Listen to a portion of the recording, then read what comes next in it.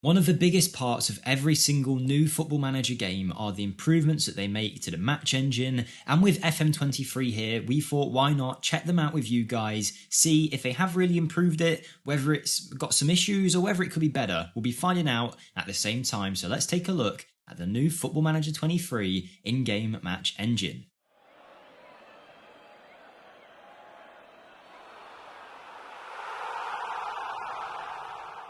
Hello everyone, Jake here, welcome to FMSCOUT, welcome to the video where, as mentioned, we'll be having my first look, hopefully your first looks as well, at the FM23 match engine. I've yet to see it myself other than in that initial reveal trailer, but from what I've heard I'm expecting to see improved goalkeepers, a higher fluidity of movement and supposedly randomness I think they spoke about in that video, more loose touches and that kind of thing. So we'll see if that is the case, and we'll get right into it in a second. Before we do though, don't forget to like the video if you do enjoy. Any support would be greatly appreciated as we get started with our FM23 content, and don't forget we'll be uploading 2 videos hopefully every single day in this release period, so make sure you hit that subscribe button. But without further ado, let's go take a look at this match engine. Now I've made a save here with Norwich and just simulated until our first home game of the season. We'll experience that together, but first of all I did see there was a friendly match where we won 5-0, so that could be a good start to take a look at this new match engine. Like I say,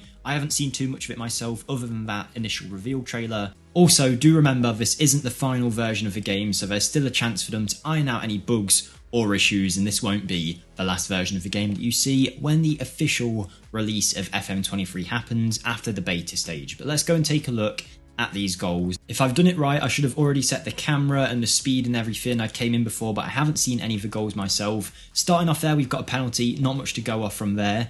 But what I am noticing straight away is the touches seem a little bit looser, a little bit more like every single touch is a decision in its own right by the animation engine, which it is, but it looks a bit looser and like more randomness can happen. And I know in one of the intro videos to the game where they spoke about the features originally, they did mention it might feel a little bit like that. Another thing I've just noticed then on the third goal, if we go back and take a look, how can we do that?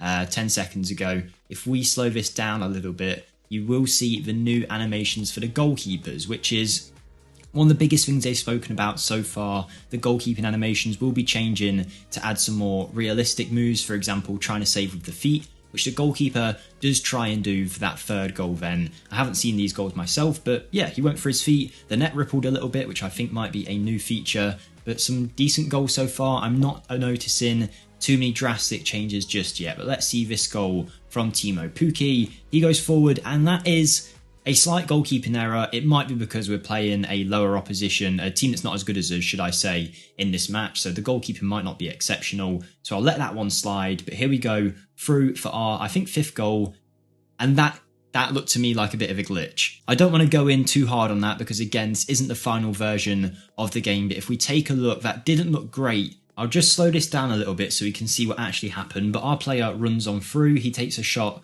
with his left foot, the goalkeeper dives low and tries to save it with his foot by the looks of it. The ball doesn't really connect with him and it bounces back, hits the goalkeeper's body and somehow ends up going in. It feels like the hitbox, if you want to call it that, for the goalkeeper was larger than the actual player model that we're seeing.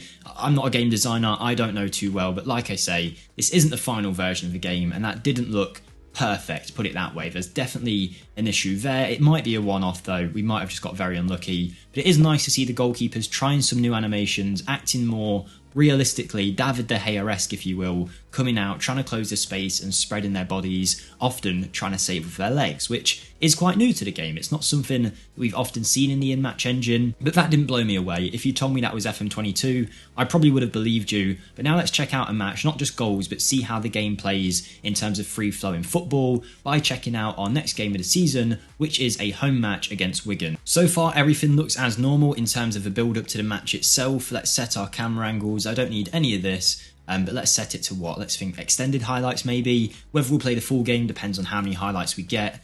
I'll increase the match speed a little bit. I've turned the graphics quality up to very high, as you can see, so hopefully we see the best version of the game that we can see here, and let's go for it. Obviously you guys can adjust the camera angle to be whatever way you prefer it, but I'll be interested to see how the gameplay feels here. From what I've heard as well, we won't really be testing it in this video, but I believe they've tried to increase the ability to play defensive football which is something that was a little harder in previous games and wasn't too effective. So hopefully we can see that being effective in the in-match engine. But so far, this looks pretty standard to me. Like I say, the ball touches feel a little looser and the play a little less clean, which is more similar to real life football, because in FM22, FM21, when you had the ball in possession and you were a decent team, chances are you knew that highlight would end up with your side going for goal, or at least getting some kind of shot off. But it seems it might be a bit more random and the football a bit more loose when we play here. And we start off with what was a big part of FM22, a near post header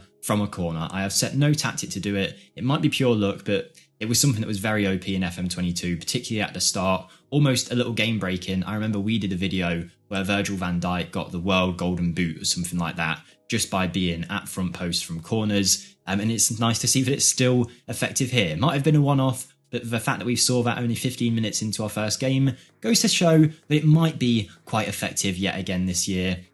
But as I did say in that start, I really do think this still feels like FM22, just with a couple of extra animations added. I don't feel like there's a massive difference. As always, even just little improvements are good in my opinion. But that was something a little different then. The style of touch that our player Gabriel Sara took as he moved into the box, it almost felt like he chipped it up for himself. I don't know whether it was intentional or not. I'll slow it down a little bit here if I can. As the ball comes in to him here, you can see his first touch almost lifts the ball up in the air a little bit before he strikes it. I know they did mention that they've added a few extra animations when it comes to volleys and that kind of thing, so maybe those will appear almost too regularly at the start as they try and iron out any issues. But we're winning 2-0 after 30 minutes. We're doing very well here, but it looks like we're going to have won the ball back, and maybe we'll see a chance for them. They've looped it forward. It's a long ball in the air, and Max Aarons gets beaten. It's going to be a shot, and it's a long shot just over the bar. The goalkeeper diving to the side. This all looks the way you'd expect it to, though. There's nothing major changing here. Are we going to get another near post corner goal? No, but Josh Sargent is going to strike it from the edge of the box, just over. This just feels like the same thing to me. I'm not going to sit here and pretend like it's amazing. It just does feel like the same match engine, but the goalkeepers are moving a little differently. And as we move up into half time, nothing too interesting. I probably won't show every single highlight in the second half, but if anything does happen, I'll comment on it and show you guys. But for now, it looks like we'll be going into half time with a 2-0 lead, playing some decent football, taking some larger touches than normal. And other than that, this is just standard Football Manager. I'm just taking the game back a second. I have forwarded ahead a little bit and we've just scored our third goal. Here it is. It's a free kick towards the back post and it's headed in. Pretty simple. It gets headed, actually, I think it's going in already before Pukki takes a touch at the back post. But it's another header from a set piece that gets us a goal. And clearly, these are going to be at least seemingly very overpowered again, based on the way this game's gone so far. But it's hard to really judge a whole match engine and its performance based off one game. You'd want to do a whole season worth of matches before you really gave your opinions on what's good and what's bad. Again, I've just rewinded it 10 seconds or so to show you this. You'll see in a second the ball goes to Pukki and he takes another couple of these, I want to call them like volley touches. He's touching the ball before it touches the ground a couple of times, almost juggling the ball. I don't know whether that's just an animation issue or that's what's expected to happen, but that does seem more common in terms of an animation choice for the player to actually keep the ball moving in the air, which isn't typical in normal football. You don't often see players juggling it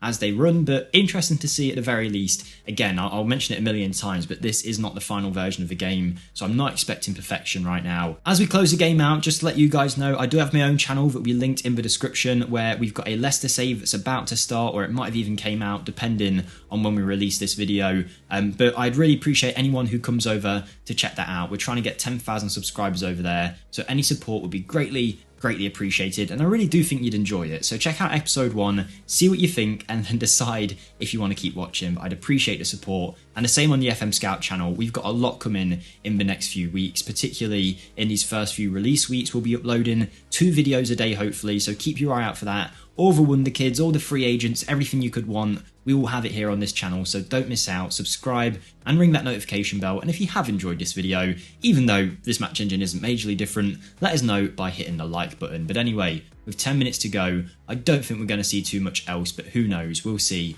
what happens as we close the game out, and I'll let you know if there is anything interesting to watch. I was about to close the video out, but this has just happened, so let me have you guys watch this with me. The player from Wigan runs down the wing here, and there's a shot that the goalkeeper actually gets down low and blocks with his feet to close down that near post opportunity. So that's great to see. That's what you'd want a goalkeeper to do in real life. In that near post opportunity, he's made himself big, spreaded his legs out, and he's connected, and that looks more true to life as what we might see in a real football match. But now I imagine that the whistle is about to be blown any second now, and that will call it a day on our first look at the FM23 match engine. There we go. Let me know what you guys thought in the description down below. Is it just the same thing? I'd argue yes, but maybe you guys have seen some drastic changes that you're really impressed with. Don't forget to like the video if you do enjoy, and subscribe for more, and I'll see you in the next video. So thank you and goodbye.